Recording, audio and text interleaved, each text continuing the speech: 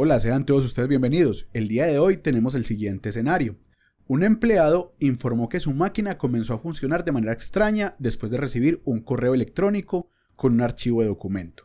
El equipo de respuesta a incidentes capturó un par de volcados de las máquinas sospechosas para una inspección más detallada y nos dan la instrucción de analizar los volcados para ayudar al equipo de respuesta a incidentes a descubrir qué fue lo que sucedió. Muy bien.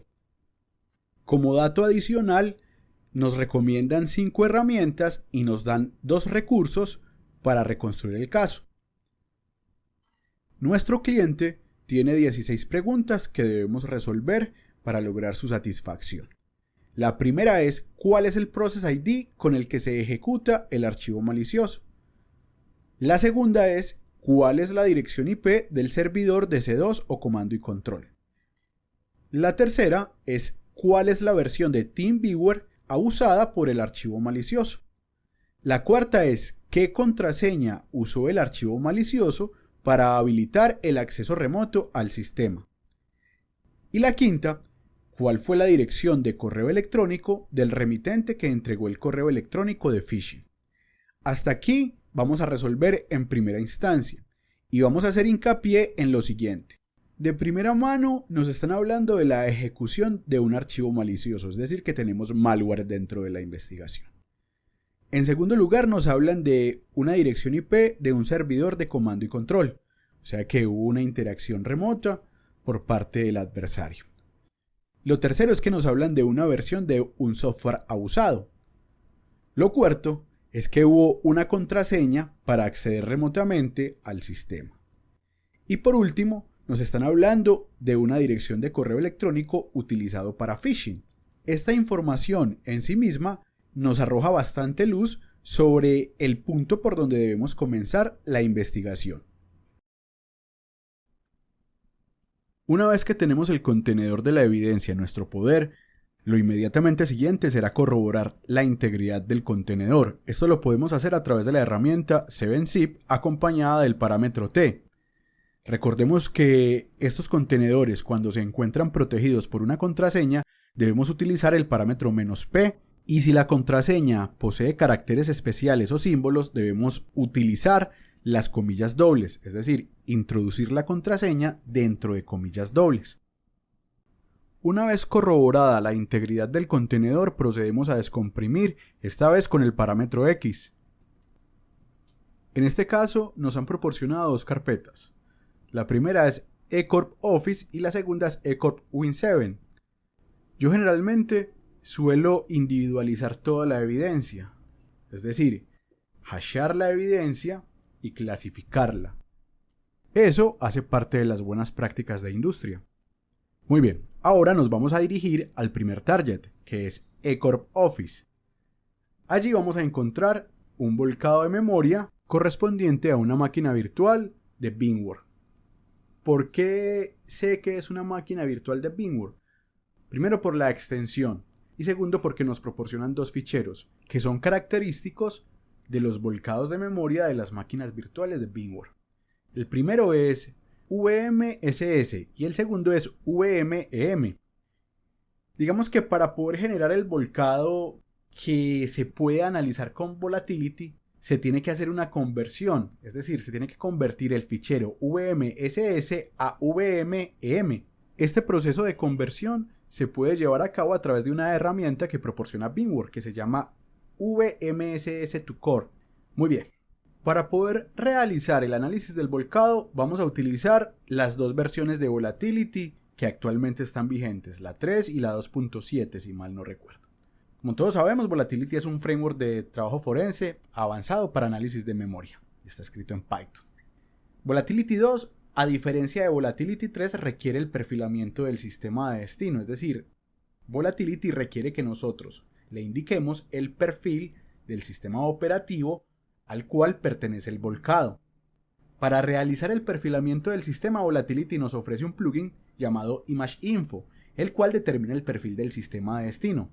Por otra parte, en Volatility 3 bastará solo con utilizar el plugin Windows Info en el caso de sistemas operativos Windows, ya que Volatility automatiza este proceso. La información que vamos a obtener durante el perfilamiento tiene valor forense. Para el análisis de memoria necesitamos determinar primero arquitectura, segundo sistema operativo y en tercer lugar el número del Service Pack si aplica. El plugin Image Info identifica el perfil del sistema. Nos dice la versión de Windows, el Service Pack y la arquitectura del sistema, localizando el KDBG, que no es otra cosa que el bloque de datos de depuración del kernel. Una cosa que es importante mencionar es que si el sistema operativo del que se tomó el volcado es muy nuevo, puede que no exista un perfil adecuado. En ese caso podemos buscar en GitHub y añadir un nuevo perfil a Volatility. Buscar en la siguiente versión de Volatility también es otra opción, o utilizar otra herramienta. Ojo, este plugin también nos va a mostrar la fecha y la hora en que se realizó el volcado de memoria, el número de CPUs, la dirección de la base de la tabla de directorios, DTB, que es utilizado para la traducción de direcciones, ya que por ejemplo el DTB es lo que Volatility utiliza para traducir direcciones virtuales a direcciones físicas. De manera predeterminada se usa un DTB de kernel del proceso inactivo de sistema, lo que quiere decir que si deseamos utilizar la dirección de un proceso diferente al acceder a los datos, pues debemos proporcionar la dirección al DTB. Muy bien, ahora tenemos una lista de perfiles sugeridos. Vamos a utilizar el primero y luego vamos a realizar la primera consulta con Volatility para ajustar las consultas y lo vamos a hacer de la siguiente manera. Vamos a seleccionar el primer perfil sugerido, que en este caso sería Win7 SP1X64. Hecho esto, parametrizamos la primera consulta para luego utilizar el plugin System Info de la siguiente manera. Como se puede apreciar, este plugin nos ofrece mucha información sobre el sistema, fecha de instalación, el time bias, etcétera, etcétera. Sin embargo, para este caso en concreto, lo que más nos interesa es el nombre del producto. En el nombre del producto podemos observar que se trata de un Windows 7 Professional, pero no tiene información sobre el Service Pack, lo que quiere decir que se trata de un Service Pack 0 para el perfil. Muy bien. Ahora reconfiguramos la consulta y parametrizamos con el nuevo perfil. Y luego vamos a configurar el KDBG con la dirección que tenemos en pantalla desde la consulta con Image Info, para luego utilizar el plugin PSList, el cual nos listará todos los procesos que se encontraban activos al momento de realizar el volcado. A simple vista, todo parece normal, a excepción del Process ID 1364. ¿Por qué me parece sospechoso el Process ID 1364? Pues muy simple, porque yo nunca he visto un proceso de Skype cuyo nombre posea la sigla de comando y control C2. Ya para mí eso es sospechoso. Y por otra parte tenemos el Process ID 2692, correspondiente a Outlook.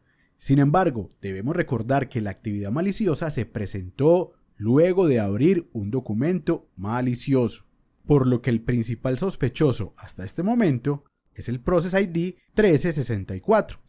Entonces, ¿cómo podemos saber si ese Process ID 1364 es malicioso? Pues muy simple. Partamos de lo normal a lo anormal o anómalo. ¿Cómo hace Andrés? Sí, muy simple. Si ese proceso es legítimo, tendrá que haberse ejecutado desde un contenedor legítimo. Ojo, cuando hablo de contenedor, me refiero a la ruta de instalación del programa, es decir, la ruta predefinida por el fabricante. Esto lo podemos validar de diferentes formas. La más simple para mí será a través del plugin cmdline. ¿Por qué a través de cmdline y no otro? Porque nos dijeron que todo comenzó después de haber ejecutado un documento malicioso, por lo que evidentemente tendrá que estar involucrada la línea de comandos por el tema de automatización. Si estamos hablando de un documento malicioso, probablemente tendrá macros maliciosas. Aquí es muy importante la experiencia que nosotros hemos acumulado a lo largo de los años. ¿Para qué? Para optimizar, para mejorar los tiempos de respuesta y sobre todo para no perder tiempo. Entonces lo que haremos a continuación será utilizar el plugin cmdline acompañado de la herramienta grep, donde vamos a filtrar la salida de la consulta para el string Skype. Así solo nos va a arrojar la información referente a ese string. Y como podemos apreciar, tenemos una ejecución del binario Skype C2 autoupdate.exe desde la carpeta temporal del usuario Philip Pry. Esto es un comportamiento absolutamente anómalo, por lo cual, desde mi punto de vista, este es el Process ID malicioso, el 1364.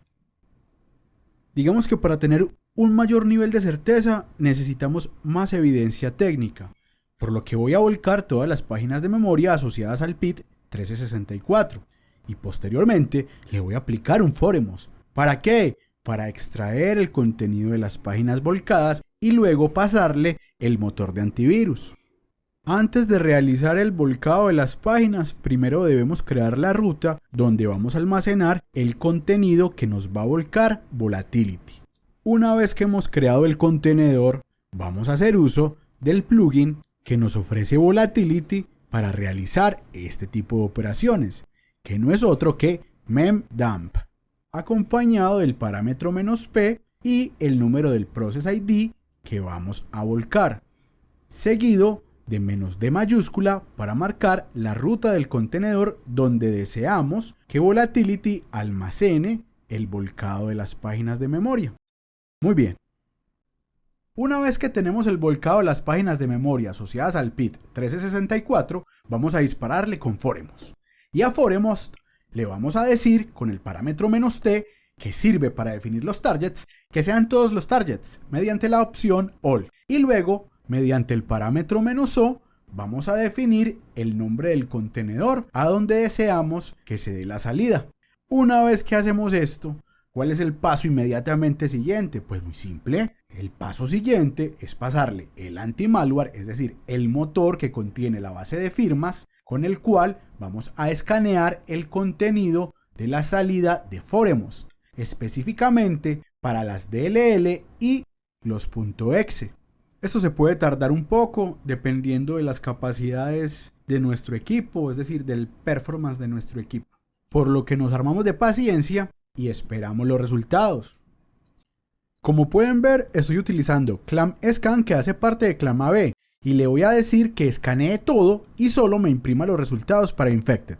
Primero en el contenedor de DLL y luego en el contenedor de exe.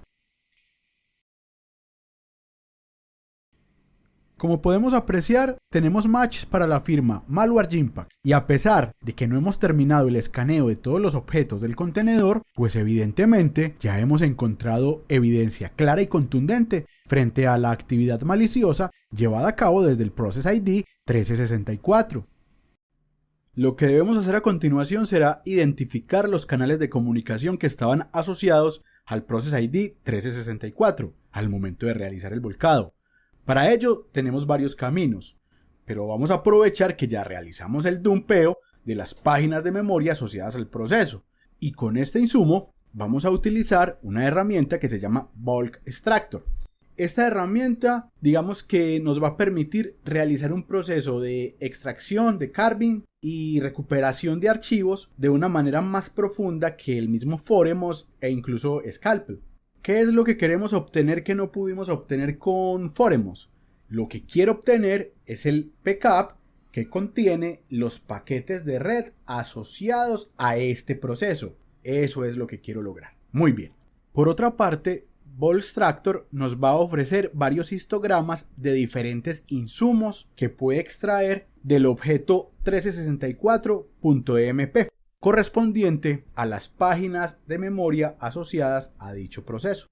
Para llevar a cabo el proceso de generación de insumos con Bulk Extractor, basta con que parametricemos la herramienta inicialmente con el nombre del objeto que deseamos operar y luego la opción "-o" para marcar la ruta del contenedor donde deseamos almacenar el contenido extraído del objeto 1364.mp o en su defecto el que ustedes necesiten para sus investigaciones. Una vez que Bulk Extractor ha generado los insumos, lo primero que vamos a validar va a ser el fichero PCAP que contiene los paquetes de red correspondientes al proceso 1364.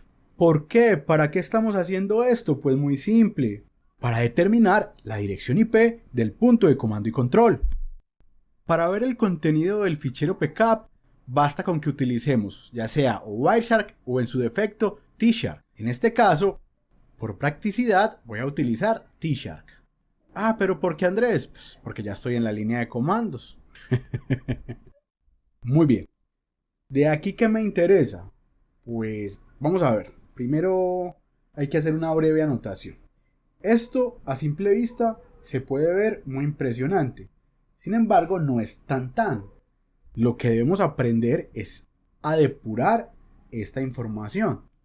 Para mí lo más importante de esta captura de paquetes, por lo que he visto hasta el momento, son estas comunicaciones por el protocolo HTTP. ¿Por qué? Porque generalmente el malware utiliza estos protocolos o este tipo de protocolos para sus conexiones de comando y control. ¿Cómo podemos nosotros filtrar esto? Pues muy simple. Le agregamos HTTP a la consulta y él nos va a mostrar todo lo que hay por HTTP. Y bingo, tenemos la dirección IP 54.174.131.235. Bueno, en este punto ya es momento de comenzar a despejar las preguntas del cliente. Vamos a introducir las respuestas que hemos encontrado para validar si efectivamente son satisfactorias. Como podemos apreciar, vamos por muy buen camino.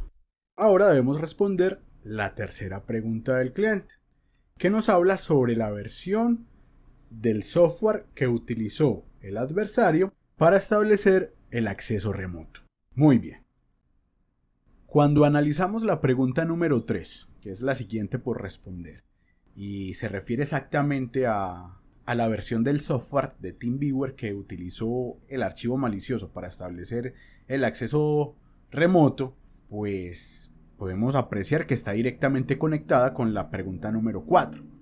¿Cuál es el password que utilizó el archivo malicioso para habilitar el acceso remoto al sistema? Ya sabemos que es TeamViewer, el software que utilizó, porque nos lo están diciendo acá directamente. Nosotros ya tenemos bastantes insumos generados a partir de la evidencia que hemos analizado hasta este momento. El volcado que hicimos de las páginas asociadas al Process ID 1364 nos va a servir para responder estas dos preguntas. ¿Cómo es esto posible, Andrés? Pues muy simple.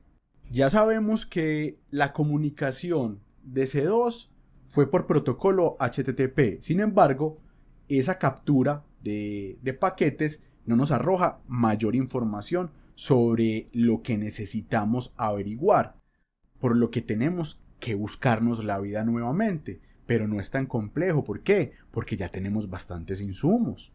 Esta investigación se pone interesante a partir de este momento. Desde este momento vamos a darle duro y parejo. Partiendo de la base de que la información que nos ofrece el PCAP no es suficiente para responder a las dos preguntas que tenemos pendientes, pues lo más indicado será profundizar en las páginas de memoria asociadas al PID 1364. Por eso, lo que haré a continuación será buscar en los strings del objeto 1364.mp y voy a filtrar los resultados para la IP de comando y control. Y le voy a decir a grep que me enseñe 10 líneas antes y 10 líneas después del match de la consulta. Y ustedes se preguntarán, ¿para qué hago esto? Pues muy simple, para poder reconstruir cualquier tipo de petición, consulta, etcétera, que se pueda haber presentado. Cuando termina la consulta podemos apreciar varios cortes bastante interesantes, como por ejemplo el nombre de usuario, el nombre del host, un string muy particular que no voy a pronunciar el mismo porque pues puede desencadenar problemas en las plataformas donde voy a subir el video, y a continuación de ese string un número que tiene toda la pinta de pertenecer al host de comando y control. Un poco más arriba vamos a ver parte de una URL, la cual justo después del nombre de host va a poseer la sigla VRV, que se utiliza para sintetizar TeamViewer Version, cuyo valor es 0.2.2.2. Y ojo, esto solo hace referencia a la parte final de la consulta. Ahora vamos a subir al comienzo de los resultados de la consulta.